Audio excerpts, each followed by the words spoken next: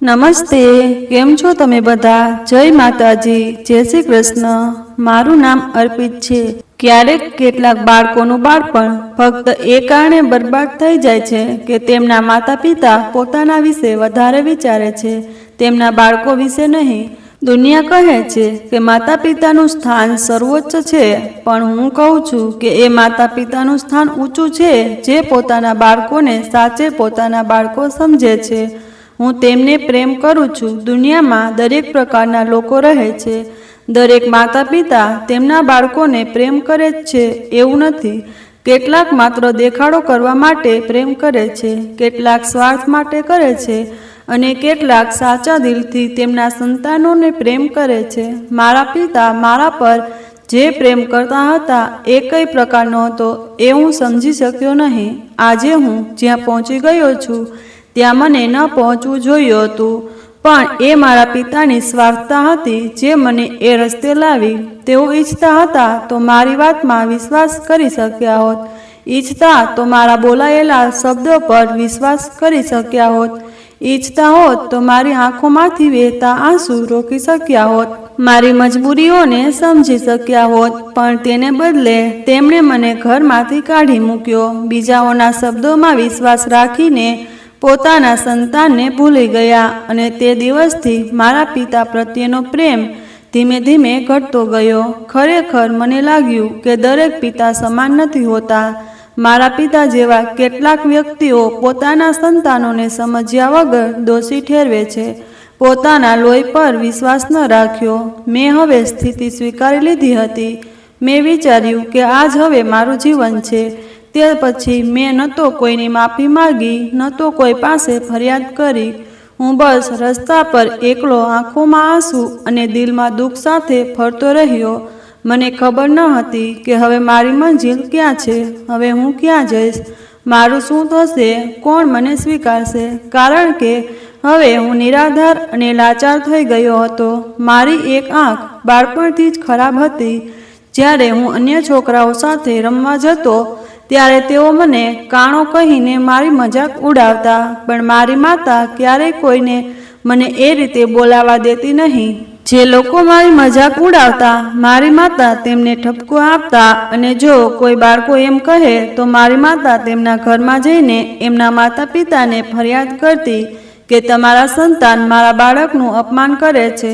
જો મારા દીકરાને આંખની તકલીફ છે તો એ મજાકનો વિષય નથી. થોડા વખત સુધી એમના માતા પિતા એમના સંતાનોને સમજાવતા, પણ હું જ્યારે બહાર જાઉં તો બાળકો ફરીથી મજાક ઉડાવતા. એ કારણે મને શરમ લાગતી, છતાં મને શાંતિ હતી કે મારા માતા પિતા મારી સાથે છે. મારા પિતા વધુ સમય કામ પર રહેતા અને માતા ઘરમાં બધું કામ સંભાળતા. દાદી ખાટલા પર પડેલી રહેતી, પણ મમ્મીની દરેક હરકત પર નજર રાખતી. ઘરમાં દાદીના શબ્દો આખરી ગણાતા. દાદી મને ખૂબ પ્રેમ કરતી. હું એમનો એકમાત્ર પુત્ર હતો.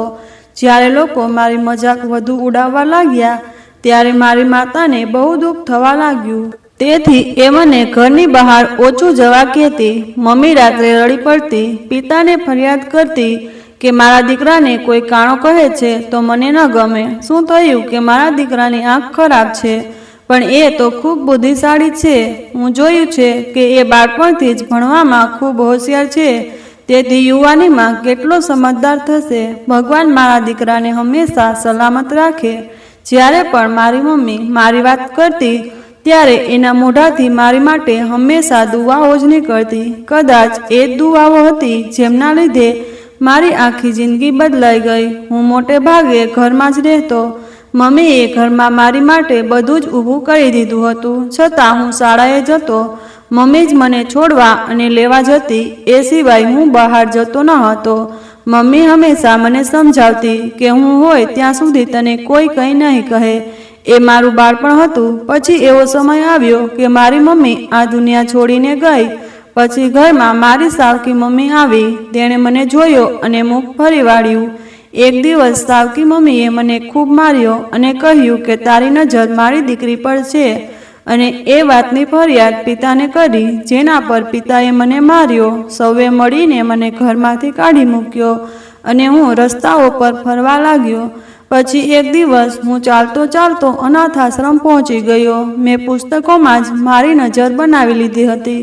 મેં ખૂબ મહેનત કરી અને એક દિવસ આંખોની સારવાર કરતો ડૉક્ટર બની ગયો. એક દિવસ હું ઓપરેશન થિયેટરમાં પહોંચ્યો અને ત્યાં હું ઊભો રહી ગયો. જ્યારે મેં દર્દીનો ચહેરો જોયો ત્યારે આશ્ચર્યચકિત થઈ ગયો. એ દર્દી બીજું કોઈ નહીં, પણ એમને લાગતું હતું કે મારા વિના કોઈ પણ મારી સંભાળ નહીં રાખે. છેલ્લા ઘણા દિવસોથી મમ્મી અને પોતાનાથી દૂર થવા દેતી ન હતી. રાત્રે મારી બાજુમાં સૂતી અને ઘણીવાર રાત્રે મને કહેતી કે જો હું ન રહું તો તું પોતાનું ધ્યાન રાખજે.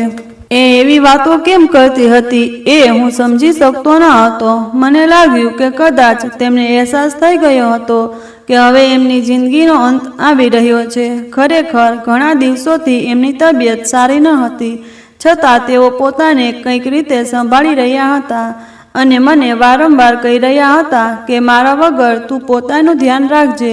પણ હું સમજી શકતો ન હતો એ બધું.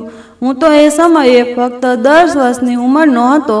મને એમના ભાવુક શબ્દોનો અર્થ પણ સમજાતો ન હતો. તેમનું સારવાર પણ ચાલતું હતું. પણ એક રાત્રે જ્યારે તેઓ સૂઈ ગયા પછી જાગ્યા જ નહીં, એ રાત્રે પણ હું એમની બાજુમાં સૂતો હતો. તેઓ મને ખૂબ જ પ્રેમ કરતા હતા અને શા માટે ન કરે. હું તો એમના ગર્ભથી જન્મેલ દીકરો હતો. હું દરેક સવારે વહેલી સવારે ઉઠી જતો. મમ્મી મને શાળામાં મોકલવા તૈયાર કરતા, મારી લંચ પણ પેક કરતા, મને નાસ્તો કરાવતા અને પછી ખુદ શાળાએ છોડવા જતા. પણ એ દિવસે એવું થયું કે તેઓ જાગ્યા જ નહીં. પિતા અને દાદી વારંવાર તેમને જગાડવાનો પ્રયાસ કરતા રહ્યા. જ્યારે પિતાને કંઈક શંકા ગઈ તો તેઓ ચીસો પાડી પાડોશના ડૉક્ટરને બોલાવવા દોડ્યા. ડૉક્ટરને બોલાવ્યા. ડૉક્ટરે આવતાની સાથે જ મારી મમ્મીની નાડી તપાસી અને જણાવ્યું કે તેમનું ગઈ રાત્રે અવસાન થઈ ગયું છે. એમના અવસાનને તો ઘણો સમય થઈ ગયો હતો. આ સાંભળીને ઘરના બધાના પગ નીચેથી જમીન ખસી ગઈ. મમ્મીને બ્લડ પ્રેશરની સમસ્યા હતી. ક્યારે પણ બીપી વધી જતું અને કોઈ પણ ક્ષણે હાર્ટ એટેક આવી શકે એવો ડૉક્ટરનો અહેસાસ હતો.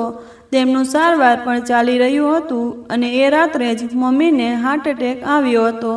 જ્યારે હું ઊંઘી ગયો ત્યારબાદ તેઓના મોંમાંથી શું નીકળ્યું હતું એ તો ખબર નહીં, કારણ કે જ્યારે તેઓ મને ઊંઘાડતા ત્યારે હું તરત ઊંઘી જતો. મમ્મીના મૃત્યુ પર પિતાને પણ ખૂબ દુઃખ થયું હતું. મમ્મી તેમના એવા જીવનસાથી હતા જેમણે ક્યારેય દુઃખમાં કોઈ ફરિયાદ નહોતી કરી.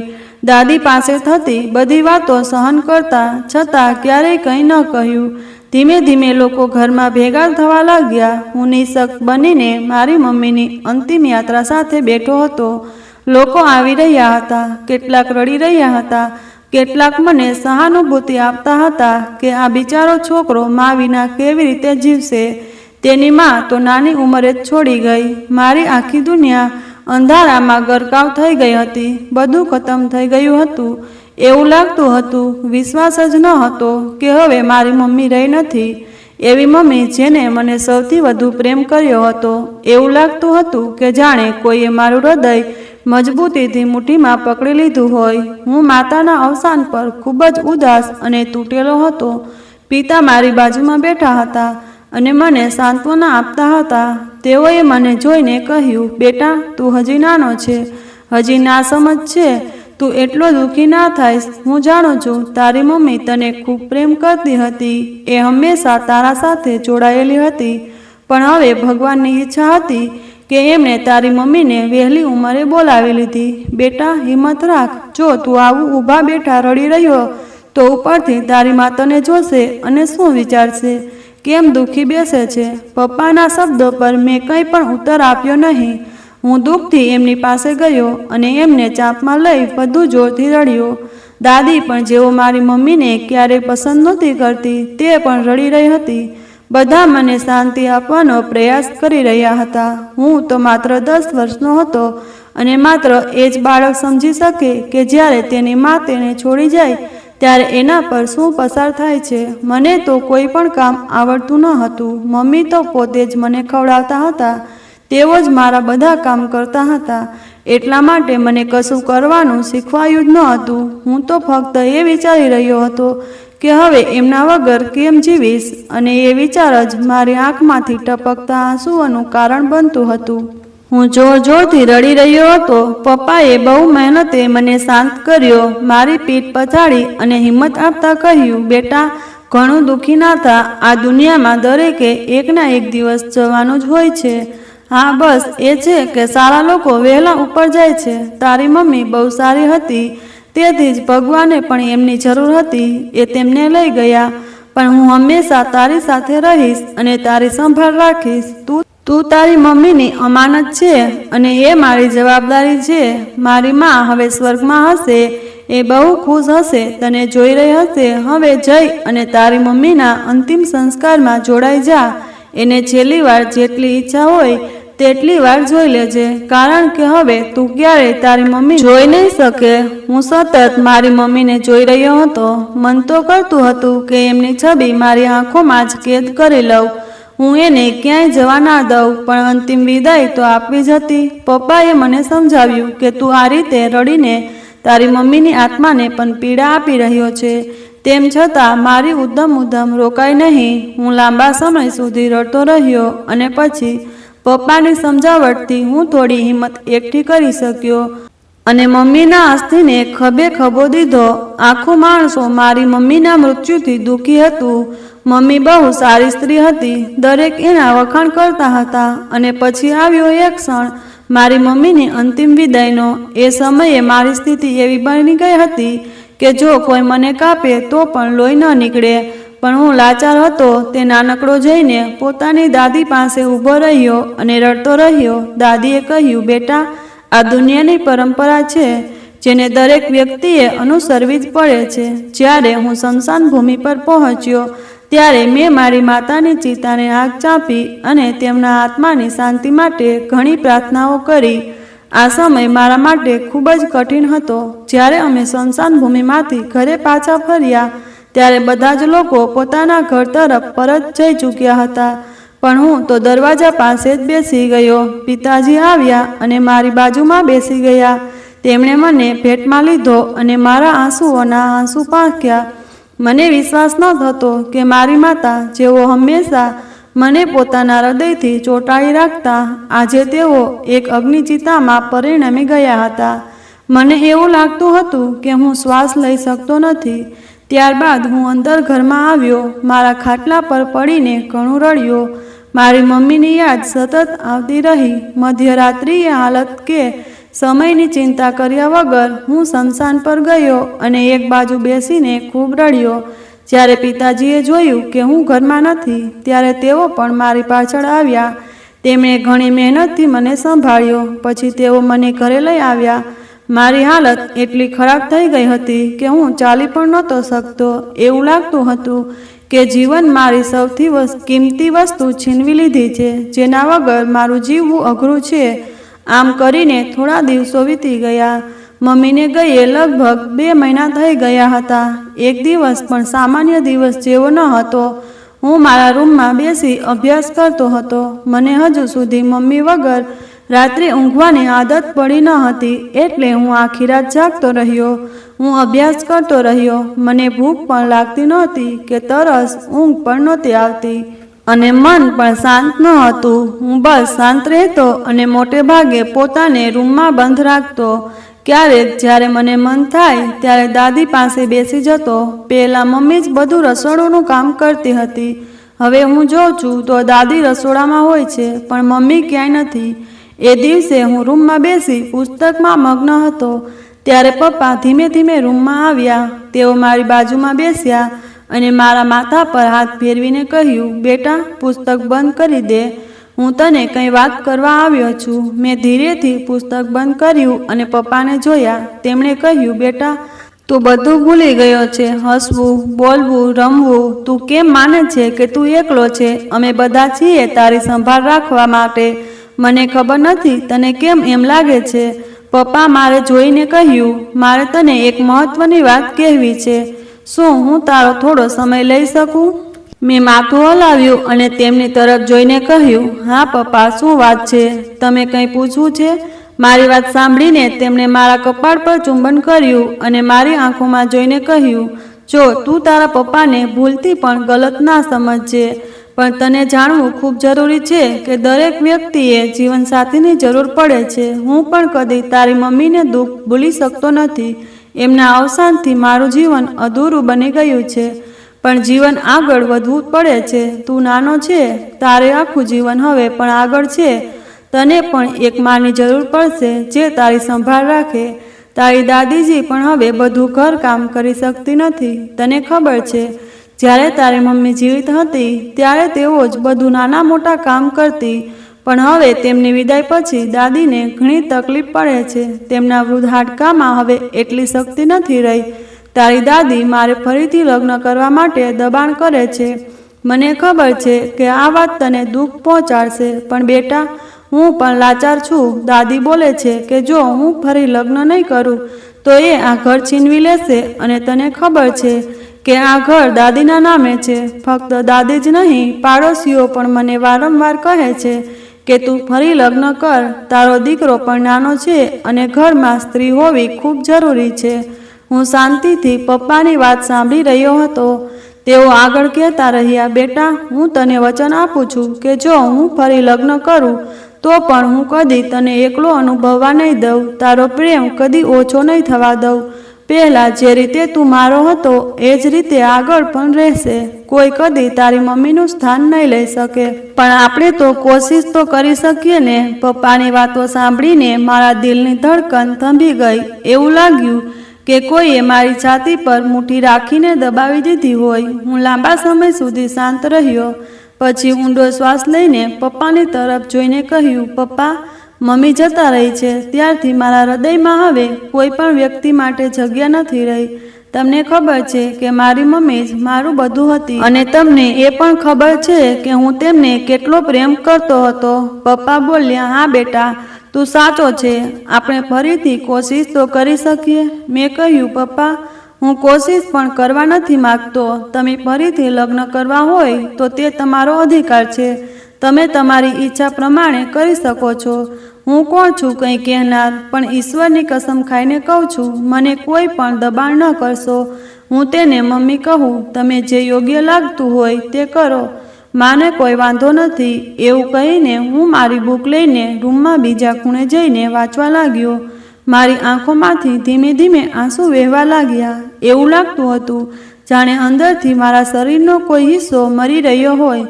પપ્પાએ મને એક નજરથી જોયું અને રૂમમાંથી નીકળી ગયા. મારું હૃદય ખૂબ દુઃખી થતું હતું. તેઓ જતા રહ્યા પછી હું ધીરે ધીરે રડી રહ્યો હતો.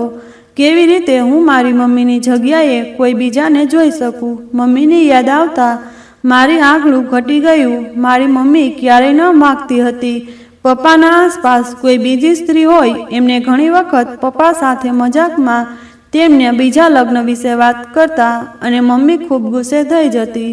આજે જ્યારે મેં પપ્પાને ખરેખર કોઈ બીજી સ્ત્રી વિશે બોલતા જોયા ત્યારે હૃદયને આંસુ આવ્યા. હું મમ્મીને બહુ યાદ કરી રહ્યો હતો. કાશ આજે તેઓ હોત તો આ સ્થિતિ મારે ભોગવવી ન પડત. હું લાંબો સમય ખુરશી પર બેઠો એ જ વિચાર કરતો રહ્યો. પછી કોઈ વિચાર કરીને ઘરમાં બનેલા નાના મંદિરમાં ગયો અને હાથ જોડીને ભગવાન પાસે બેસી ગયો. હું મારી મમ્મી વિશે વિચારી રહ્યો હતો. તેમના આત્માની શાંતિ માટે પ્રાર્થના કરી રહ્યો હતો અને ભગવાનને કહી રહ્યો હતો કે જો પપ્પા ફરી લગ્ન કરે છે તો તેનો અર્થ એ થયો કે હવે મારા ઘરમાં મમ્મીની જગ્યાએ કોઈ બીજું આવશે. હું આ જોઈ શકતો નથી. આ બધું મારા માટે ખૂબ જ મુશ્કેલ છે. શું એવું બની શકે કે પપ્પાનું મન બદલાઈ જાય? મમ્મીની સ્મશાન યાત્રા વખતે તેમણે મને વચન આપ્યું હતું કે તેઓ મારી ખૂબ સંભાળ રાખશે, પણ હવે હું માત્ર એટલું જ ઈચ્છું છું કે જે સ્ત્રી અમારા જીવનમાં આવે તે સારી સાબિત થાય. બસ આ જ મારી પ્રાર્થના છે. તે અમારા ઘરમાં આવીને સારી ભૂમિકા ભજવે, કેમ કે હવે હું વધુ કોઈ દુઃખ સહન કરી શકતો નથી. ઘણા સમય સુધી હું ભગવાન સામે બેઠો રહ્યો, રડતો રહ્યો અને પ્રાર્થનાઓ કરતો રહ્યો. હું ભગવાનને મારી પરિસ્થિતિ વિશે કહી રહ્યો હતો. સમય ક્યારેય રોકાતો નથી કે ન તો રોકી શકાય. 1 મહિના બાદ પપ્પાએ ફરી લગ્ન કરી લીધા. આ સ્ત્રી પપ્પા માટે દાદીજીએ પસંદ કરેલ હતી. મને એ ખબર હતી કે આ સ્ત્રી ક્યાંની છે, કેવી છે. કેમ મેં પપ્પાના લગ્નમાં હાજરી આપી નહોતી? આ બધું દાદીની જ ઈચ્છાથી થયું હતું. આજ પપ્પાના લગ્નની ઘોડી ઢોલ હતી અને આખું ઘર શણગારાયું હતું. પણ હું તો મમ્મીના ફોટાને હૃદય સાથે ચોંટાડી મમ્મીની યાદમાં મૌન ભાવે રૂમમાં બેસી રહ્યો હતો. મેં તેમને કહી રહ્યો હતો કે આજે તમે હોત તો મને આ દિવસ જોવા ન મળતો અને આવો કઠિન સમય પણ ન આવત. થોડા પળો વીતી ત્યારે દરવાજે ખટખટાટ થઈ. મેં માથું ઊંચું કરીને જોયું તો પપ્પા સામે ઊભા હતા. તેમને જોઈને મેં તરત આંખો પાંસવી નાખી. તેઓ અંદર આવ્યા. તેમણે માથા પર હાથ મૂકીને પૂછ્યું, શું થયું? કેમ રડી રહ્યો છે? તેમણે મારી હાથે મમ્મીનો ફોટો જોયો અને કહ્યું, આજે પણ તું મમ્મીને યાદ કરી રહ્યો છે? મેં કહ્યું, હું મમ્મીને તો દરરોજ યાદ કરું છું. તેઓ મારી બાજુમાં બેસી ગયા. મને ભેટમાં લીધો અને પૂછ્યું, બેટા તને શું થયું છે? હવે તારી બીજી મમ્મી આવશે. તે પણ તારી પહેલાંની મમ્મી જેટલી તારી સંભાળ રાખશે. તું દુઃખી કેમ થઈ રહ્યો છે? તેમણે વચન આપ્યું કે હું બિલકુલ પણ બદલાઈશ નહીં. આજે છું એ જ રહીશ. હકીકતમાં હું તને હવે વધુ પ્રેમ કરીશ. તેમના શબ્દોમાં વિશ્વાસ હતો, પણ મને ખબર ન હતી કે એ વિશ્વાસ કેટલો ટકી રહેશે. તેઓ જે કહેતા હતા તે સાચું હતું. હું તેમના શબ્દોની ઇજ્જત કરતો હતો, તેમના પ્રેમની કદર પણ કરતો હતો, પણ એ સમયે મારા દુઃખને કોઈ સમજી શકતું ન હતું. થોડા સમય પછી તેઓ ફરીથી મારી બાજુમાં બેસી ગયા અને મને તૈયારી માટે કહ્યું. તેઓ બોલ્યા, ચાલ બેટા, આજે તારા પપ્પાના લગ્ન છે, તું ભાગ નહીં લે? મેં કહ્યું, ના પપ્પા, આ તમારા લગ્ન છે, હું આવી શકતો નથી. ભગવાનના નામે મને દબાણ ન કરો. મને તમારા લગ્ન પોતાની આંખે જોઈ શકવાનું સાહસ નથી. પપ્પા મને સાંભળીને ગુસ્સે તો થયા, પણ મારા દિલની હાલત સમજીને તેઓ લગ્નમાં ચાલ્યા ગયા. દાદી પણ જતા રહ્યા અને મારા બીજા સગા સંબંધીઓ પણ.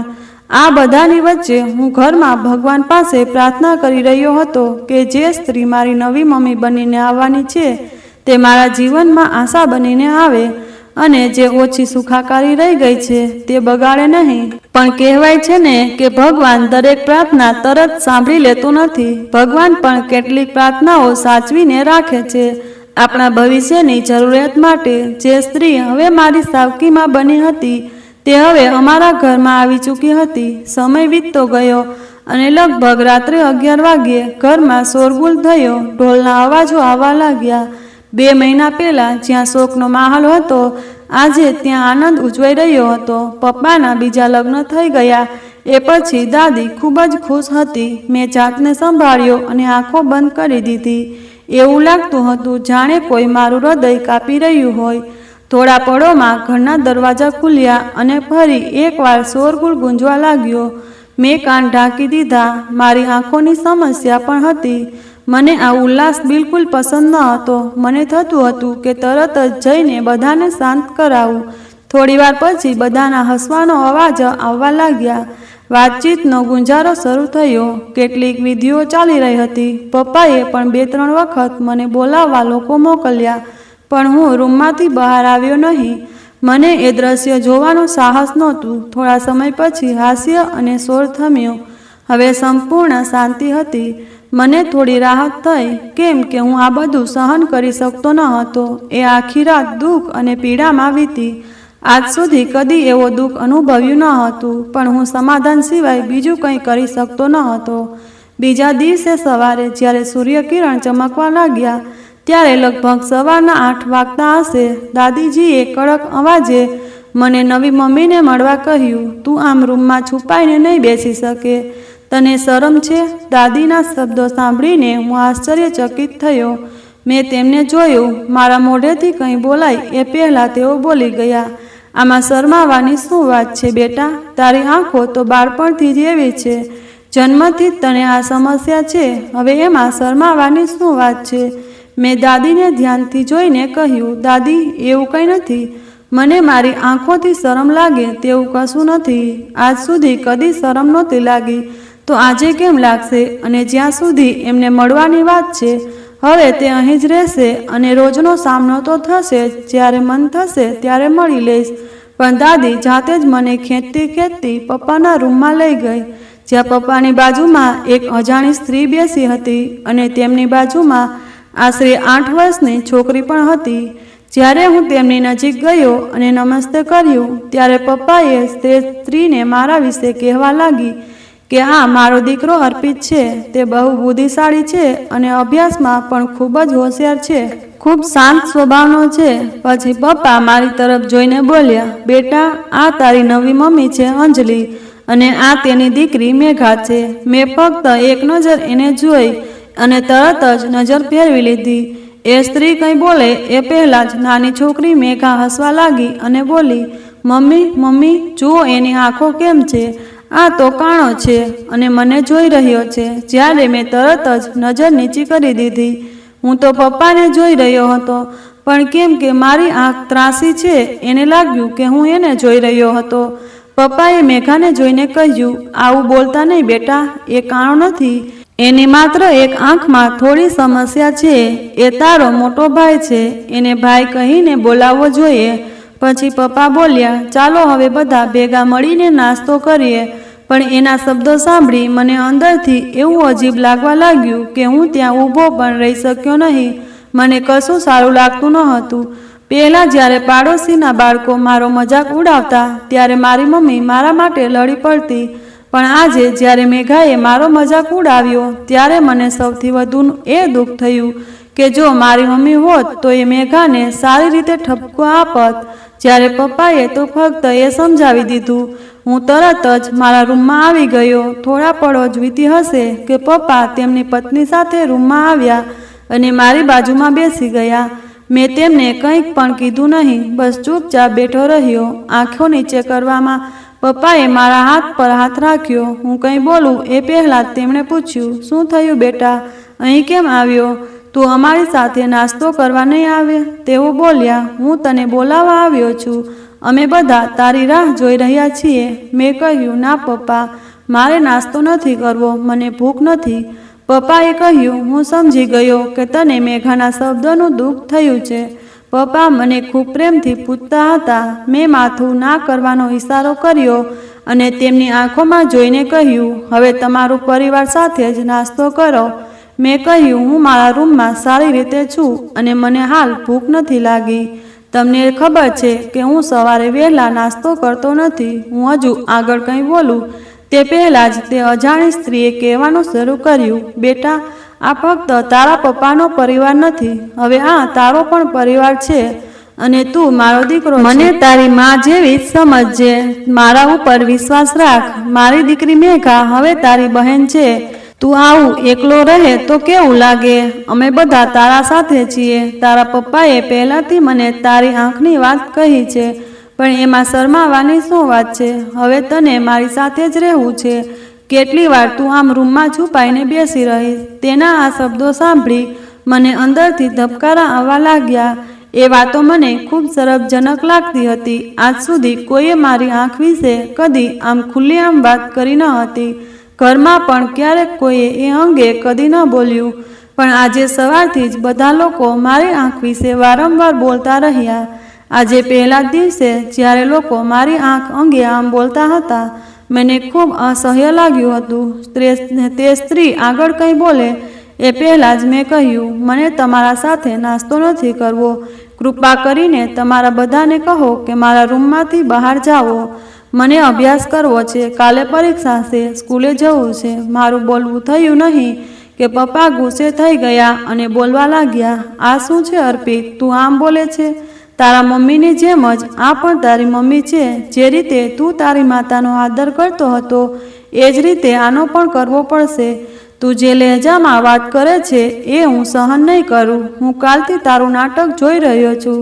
લગ્નમાં પણ ન આવ્યો, કોઈ વિધિમાં ભાગ ન લીધો, કોઈ સાથે બેસીને ખાધું નહીં અને હવે નાસ્તો પણ નહીં કરે. તને વાંધો શું છે? આ લગ્ન ફક્ત મારી ઈચ્છાથી તો નથી થયા. મેં તને પૂછ્યું હતું અને તું એ વખતે માની ગયો હતો, તો હવે આટલું નાટક કેમ? શરૂઆતથી જ મેં તને સમજાવ્યું હતું કે હું તારા અને તેમના વચ્ચે કોઈ ભેદભાવ રાખવાનો નથી. તો તું મને કંઈક ખોટું પગલું ભરવા માટે કેમ મજબૂર કરે છે? પપ્પાના આટલા કઠોર શબ્દો સાંભળી મારી આંખોમાંથી આંસુ આવી ગયા. આજ પહેલી વાર મેં પપ્પાને મારા પર આટલા ગુસ્સે થતા જોયા. મેં શાંતિથી માથું હલાવ્યું અને કહ્યું, પપ્પા, મને કશું નહીં જોઈએ. હું કોઈને કંઈ નથી કહી રહ્યો. કૃપા કરીને મારા રૂમમાંથી નીકળી જાઓ. તમારું કોઈ ખોટું પગલું ન પડે. હું કહું છું, જાઓ, મને થોડો સમય એકલો છોડી દો. હું તમારા સાથે નાસ્તો નથી કરવા ઈચ્છતો. મને એકલો છોડી દો. એવું કહીને હું ભારે રડવા લાગ્યો. પપ્પાએ મને ઊંડે જોઈને એક ઘૂર દ્રષ્ટિ આપી અને પછી ગુસ્સે થઈને રૂમમાંથી નીકળી ગયા. હું બહુ દુઃખી થઈને રડી રહ્યો હતો. થોડા જ પળોમાં મેં જોયું કે એ સ્ત્રી હાથ કોરા કર્યા મારી સામે ઊભી હતી. હું કંઈ સમજું તે પહેલાં જ તેણે મારી હાથ મજબૂતીથી પકડ્યો અને આંખોમાં આંખ નાખીને કહ્યું, એ છોકરા, સાંભળ મને ધ્યાનથી. જો તારે આ ઘરમાં શાંતિથી જીવવું હોય તો તારે હદમાં રહેવું પડશે. મારી દીકરીથી દૂર રહે અને મારા પતિ સામે મને ઉશ્કેરવાનો પ્રયત્ન ન કર. સારું થયું કે તને ખ્યાલ આવી ગયો છે કે તું આ પરિવારમાં અલગ છે, અને સારું તો એ જ રહેશે કે તું એ વાત સ્વીકારી રાખજે. જો બહુ અકલમંદી બતાવવાનો પ્રયાસ કર્યો તો તારો અંત ઘણો ખરાબ થશે. તેનો આ વલણથી હું ખૂબ જ ડરી ગયો હતો. પછી તે ત્યાંથી ચાલીને ગઈ અને હું એકલો સ્તબ્ધ ઊભો રહ્યો. મારા બધા વિચારો છીનવાઈ ગયા. મારા બધા પ્રાર્થનાઓ વેડફાઈ ગઈ. એનો અર્થ કે આ સ્ત્રી ખરેખર એક સાવકી માની જેમ જ વર્તન કરતી હતી. ખરાબ વલણવાળી સ્ત્રી જે સવારે જ પહેલું નાટક સર્જે છે તે ભવિષ્યમાં કંઈ પણ કરી શકે છે. સમય વીતી રહ્યો હતો. મારા બધા વિચાર સાચા પડતા જણાઈ રહ્યા હતા. લગભગ 1 વર્ષ વીતી ગયું અને આ 1 વર્ષમાં તેણે પપ્પાને સંપૂર્ણપણે પોતાના તરફ ખેંચી લીધા હતા.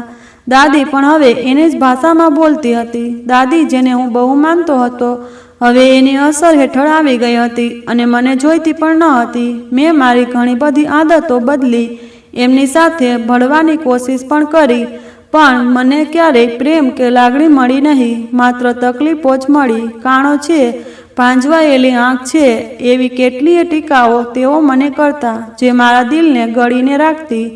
એના કારણે તો પપ્પાએ પણ મને અમુક વખત મારા પર હાથ ઉઠાવ્યો. મને ખૂબ દુઃખ થતું, પણ હું લાચાર હતો, કારણ કે જો આ પરિવાર સાથે જીવવું હોય તો સમાધાન કરવું જ પડે.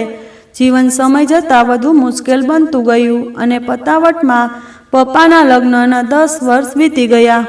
પણ આ 10 વર્ષમાં જે તકલીફો મેં સહેલી હતી એનું દુઃખ માત્ર મને અને મારા ભગવાનને જ ખબર હતી. હવે હું મેડિકલની ભણતર ભણતો હતો. હું આખો સમય મારા રૂમમાં ગુમ રહેતો હતો. કોઈ સાથે વધારે વાતચીત પણ ન કરતો. ફક્ત ભોજન માટે બહાર નીકળતો. આ 10 વર્ષમાં મારી દાદી પણ દેહ વિમુખ થઈ ગઈ હતી. કોઈને મળું તો પણ ટીકાઓ ભોગવવી પડે અને ના મળું તો પણ અપમાન અને વણઝોડ સહન કરવી પડે. કાણો હોવું મારા માટે એક શાપ બની ગયું હતું. ઊભા થવામાં કે બેસવામાં મારી સાવકીમાં મને અંધરો, કાણો અને નાની નાની હેરાન કરવાનારી વાતોથી બોલાવતી. આજે પણ એક સામાન્ય દિવસ જ હતો. હું રસોડામાં ઊભો હતો અને પોતાનું ખાવાનું કાઢી રહ્યો હતો. ત્યારે અચાનક પપ્પાના રૂમમાંથી ઝઘડવાનો અવાજ આવવા લાગ્યો. હું ગભરાઈ ગયો અને દરવાજા તરફ જોયું કે શું થયું હશે. થોડા પળોમાં રૂમનો દરવાજો ખુલી ગયો અને પપ્પા ગુસ્સામાં બહાર આવ્યા. તેઓ મારા રૂમ તરફ જઈ રહ્યા હતા, પણ રસોડામાં થતો અવાજ સાંભળતા જ તેઓ તરત જ રસોડાની દિશામાં વળી ગયા. હું કંઈ સમજી શકું એ પહેલાં જ તેઓ આવ્યા અને મારા હાથને ઝાલી લીધો અને બીજી હાથથી મારા ગાલ પર જોરદાર ચાંટો મારી દીધો. એક ચાંટાની સળવળ ઘણા સમય સુધી મારા ગાલ પર રહી. મારા હાથમાંથી વાસણો પડીને નીચે પડ્યા.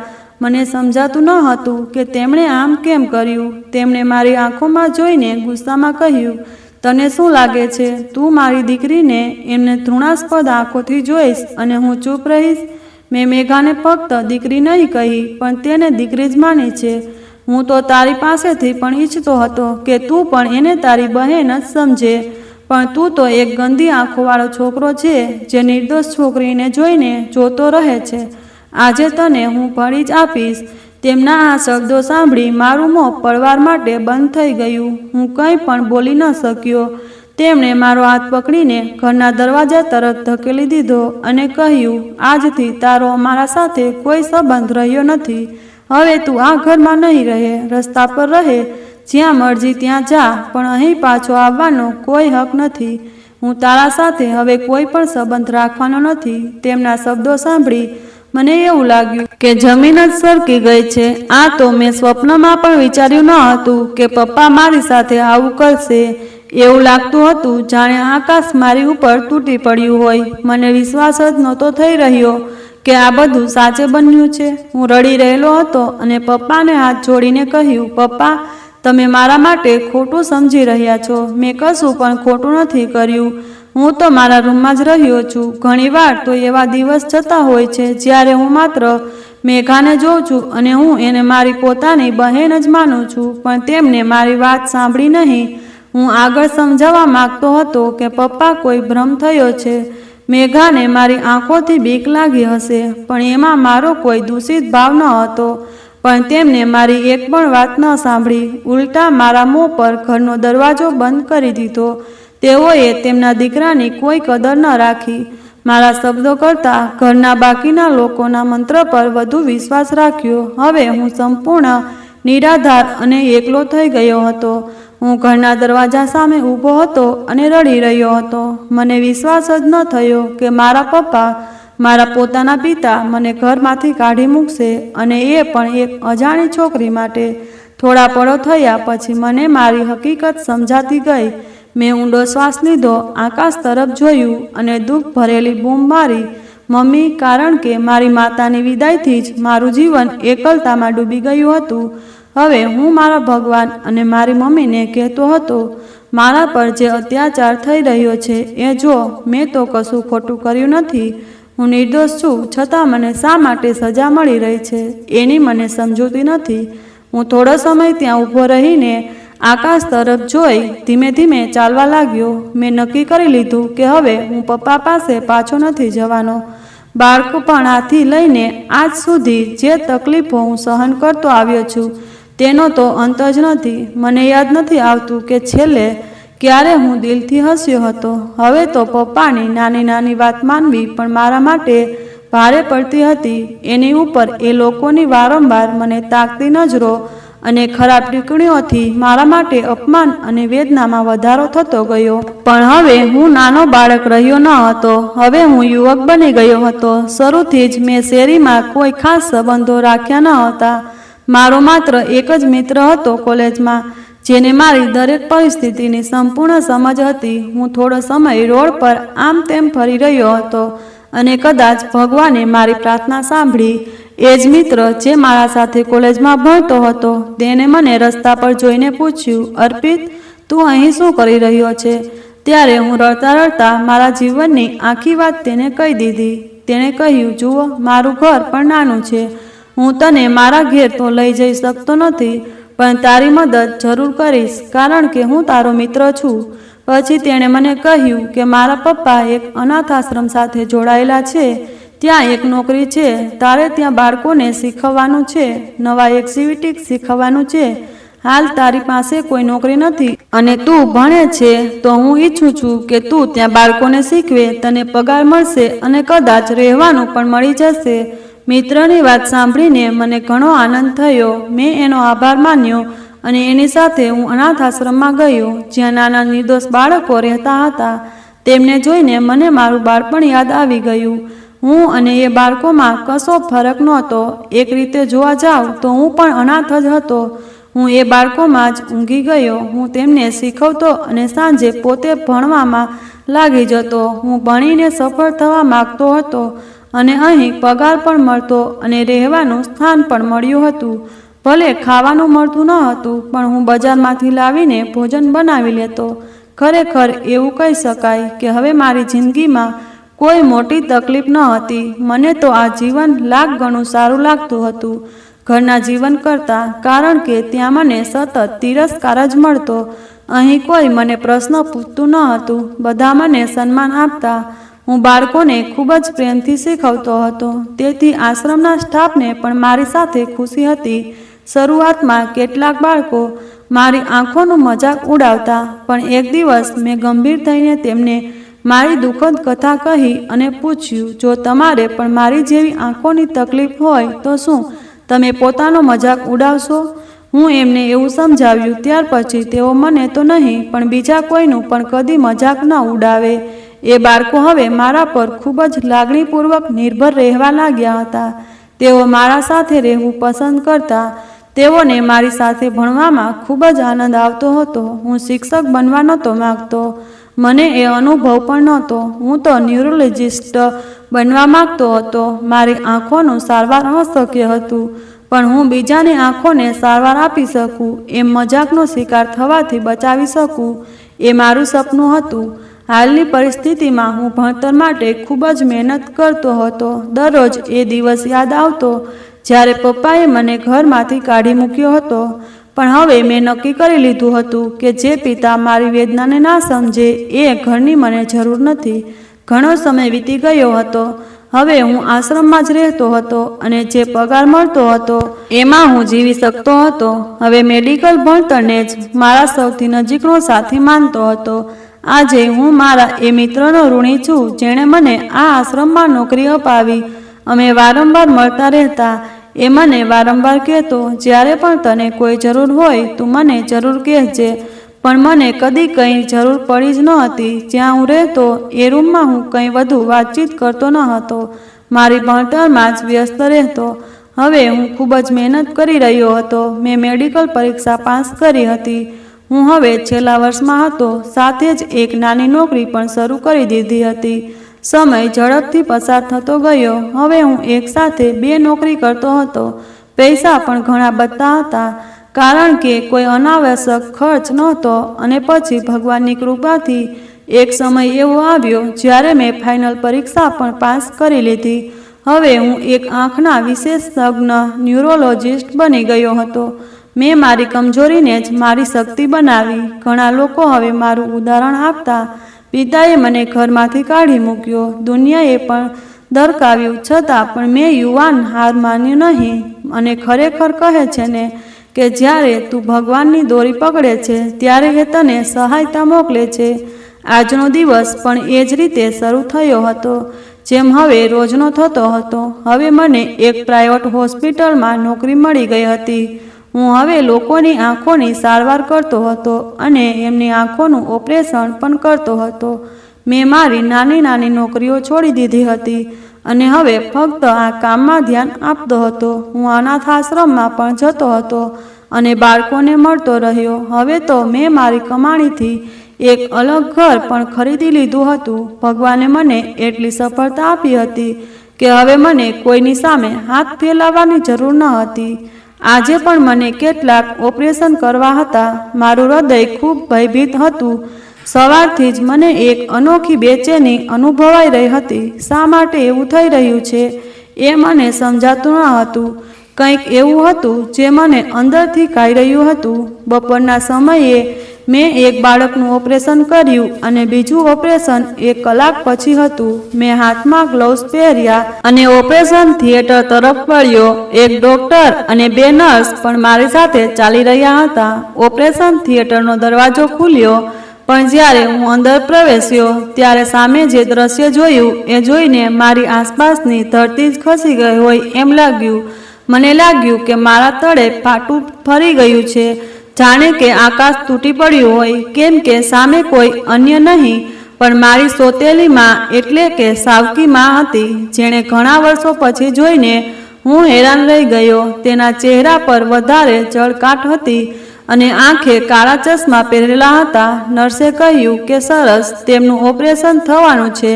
ઘણા વર્ષો પહેલાં તેમને આખી દ્રષ્ટિ થઈ ગઈ કે આસપાસના ઘણા વર્ષોથી તેઓ અમારી હોસ્પિટલમાં સારવાર લઈ રહ્યા છે, પણ હવે આખરે તેમના પરિવારે ઓપરેશન માટે સંમતિ આપી છે. બહુ જ કઠિન કેસ હોવાથી કોઈ ડૉક્ટર એ ઓપરેટ કરવા તૈયાર ન હતો. તમે આ કેસ સંભાળ્યો એ બદલ અમે ખૂબ આભારી છીએ. નર્સની વાત સાંભળી હું નિઃશબ્દ થઈ ગયો. હું એ જ ડૉક્ટર હતો જે દરેક પ્રકારના ઓપરેશન સરળતાથી કરી શકતો હતો. દુઃખ કષ્ટથી બચવા માટે લોકો દૂર દૂરથી મારી પાસે આવતા. મારી ફી લાખોમાં હતી.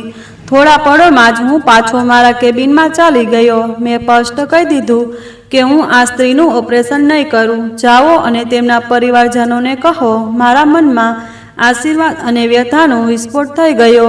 આ સ્ત્રીને કારણે મેં કેટલું બધું સહન કર્યું હતું. હું એ દુઃખ ભૂલી જ શકતો ન હતો. થોડી પળોમાં મારા કેબિનનો દરવાજો ખખડાવ્યો.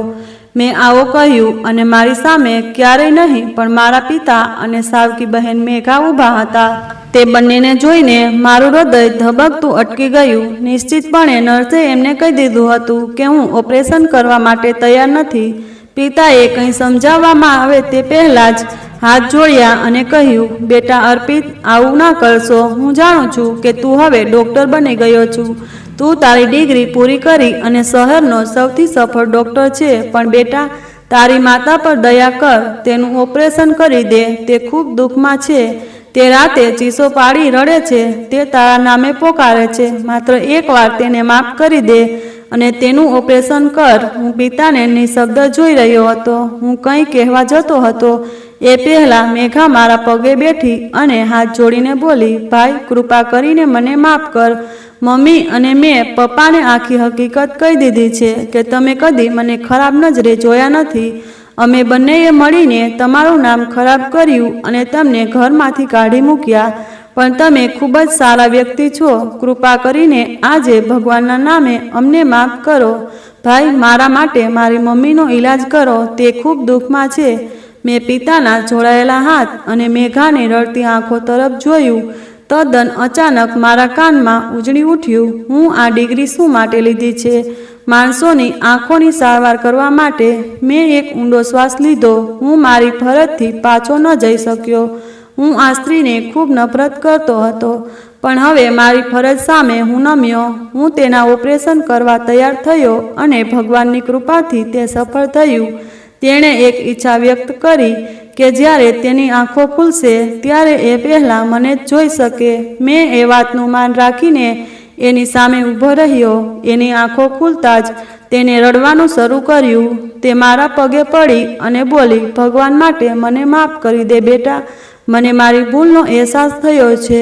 એક દિવસ હું રસોડામાં રસોઈ બનાવતી હતી ત્યારે ગરમ તેલ મારી આંખમાં ઉડ્યું અને ત્યારથી હું અંધ બની ગઈ. મારે હંમેશા તને અંધ કાણો કહીને ઉપવાસ કર્યો હતો. તારી કમજોરીનો મજાક ઉડાવ્યો હતો. તને ઘરમાંથી કાઢી મૂક્યો હતો. તેથી જ ભગવાને મને પણ અંધ બનાવી દીધી. હું કંઈ ના બોલ્યો, મૌન રહ્યો. પણ આ ઘટનાએ મને મોટી શીખ આપી. ક્યારેય આપણી પ્રાર્થના રોકવી ન જોઈએ. ભગવાન એમાંથી કેટલાક આપણા ભવિષ્ય માટે સાચવી રાખે છે. મેં આખા પરિવારને માફ કરી દીધો. તેઓએ બહુ વખત કહ્યું કે તમે અમારી સાથે જ રહો, પણ હું પાછો એ ઘરમાં જવા ઈચ્છતો ન હતો, કારણ કે એ મારા પિતા હતા જેઓએ મને વિશ્વાસ ના આપ્યો અને ઘરમાંથી કાઢી મૂક્યો. હું એ ઘરમાં ક્યારેય પાછો જવા માગતો ન હતો. આજે પણ હું મારા શહેરનો સૌથી મોટો આંખનો ડૉક્ટર માનવામાં આવું છું. મેં અત્યાર સુધીમાં અનેક લોકોની આંખોની સારવાર કરી છે. મારી સાવકી માં, સાવકી બહેન અને પિતા ઘણીવાર મને મળવા આવે છે. હું તેમને મળું છું, વાત પણ કરું છું, પણ હું હવે તેમને મારા જીવનના સુખ દુઃખમાં ભાગીદાર બનાવવા ઈચ્છતો નથી. હવે તો હું વિવાહિત પણ થઈ ગયો છું. ભગવાને મને એક સારી અને સમજદાર પત્ની આપી છે, જેને હું મારા જીવનમાં ક્યારેય ગુમાવવા નથી ઈચ્છતો. અને હવે હું મારા પરિવાર સાથે ખૂબ જ ખુશ છું. મિત્રો, આશા છે કે તમને અમારી વાર્તા ગમી હશે. જો વાર્તા ગમી હોય તો વિડીયોને લાઈક કરો અને જો ચેનલ પર નવા હોય તો ચેનલને સબસ્ક્રાઈબ કરો અને નોટિફિકેશન બેલ જરૂર દબાવો, જેથી આગલી અપડેટ સૌથી પહેલાં તમને મળી શકે. આભાર. જય માતાજી. જય શ્રી કૃષ્ણ.